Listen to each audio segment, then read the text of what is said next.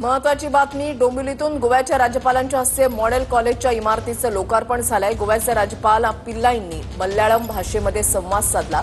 राज्यपालांच्या भाषणानंतर माजी आमदार राजू पाटलांची सूचक पोस्ट सुद्धा आहे। गोव्याचे राज्यपाल पिल्लाई मॉडेल कॉलेजच्या इमारतीच्या उद्घाटन आणि उत्सव समारंभास आले होते।